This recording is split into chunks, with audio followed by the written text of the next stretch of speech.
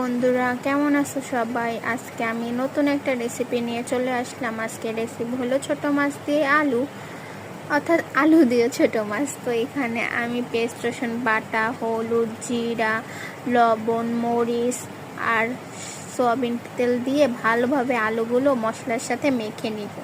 মশলার সাথে আলু মাখা শেষ হয়ে গেলে আমি এই ছোট মাছগুলো দিয়ে দেবো।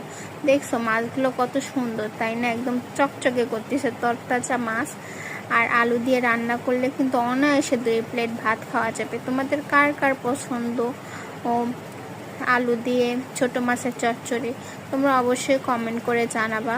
আর তোমরা যদি এরকম ভিডিও চাও বা কোনো রেসিপি চাও, তাহলে তোমরা জানিও যে এই রেসিপিটা তোমাদের লাগবে, আমি দেওয়ার চেষ্টা করব। তো মাখা শেষ হয়ে গেলে আমি এখানে পানি দিয়ে দিব।